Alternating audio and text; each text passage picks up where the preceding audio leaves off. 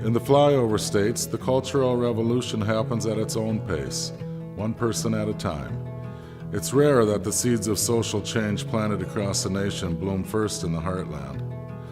In 2016, the South Dakota State Legislature launched an aggressive attack on the lesbian, gay, bisexual, and transgender community. The worst of the legislation would single out transgender students for discrimination, making them use separate facilities from everyone else and put a target on their back in school. In South Dakota, we believe in hard work and treating people fairly. We pride ourselves on a sense of individualism and a live and let live attitude.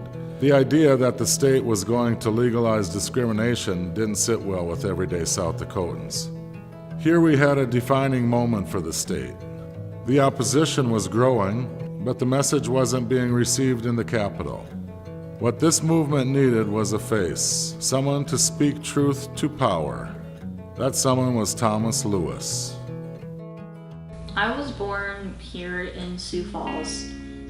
My mom is of the mentality that we're all human at the end of the day, so like labeling ourselves as like lesbian, gay, bi, trans, whatever, isn't really that important because we should just accept that we're all human beings. We all live, we love, we laugh, we cry, all that. I accept that it's a transition for them as well as me, and they have to get used to, I've known you for 18 years as this person, and now you're suddenly this person. And I have to like switch up the name, the pronouns, all that. Then there's some negative reactions that come with that most of the time. Now that I'm out as gay and as trans, I think it's very important that I'm able to stand up for myself and then stand up for others who they can't defend themselves. Mr. Speaker, all members present have voted. Please display the vote. Mr. Speaker, there are 58 yeas, 10 nays, 2 excused. House Bill 1008, having received the affirmative vote of the majority of the members, is hereby declared passed. I remember when the bill came out, ACLU contacted me and said, hey, we want you to speak out against this bathroom bill that the state's trying to propose for the legislature this year. So it was very much a heartfelt, I don't understand why the state legislature thinks it is all right to discriminate against me or other children. I should speak up for those voices who can't speak and go against this, saying it was very discriminatory legislature. And then it just snowballed from there, from it passing in the House, testifying. Good morning, Madam Chair, members of the committee. My name is Thomas Wayne Lewis. I am a senior at Sioux Falls Lincoln High School, and I am a transgender male.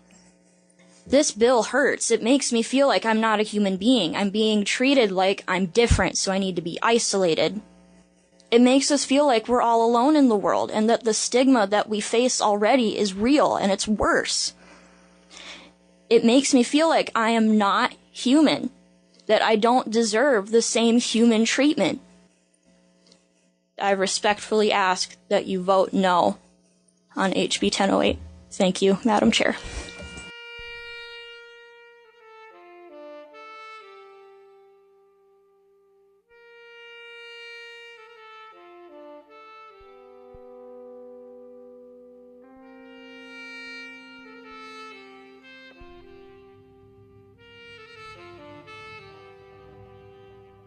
I was very nervous going into that because, I mean, it's the governor. I mean, this is someone who, like, this makes or breaks the decision on the bathroom bill for this legislative session. And I'm supposed to change his mind? I didn't think I would make it that far. I thought, you know, this would have been defeated on the Senate floor. Here I am in front of him. So I just shared my story, and he was actually engaging the whole time. He was asking me questions, like leaning forward in his chair and actually like listening. He also took into account that there were people, you know, this doesn't affect them. They're also speaking out and saying, no, this is a bad idea. And he was able to like take it in from every angle, which is a very good thing.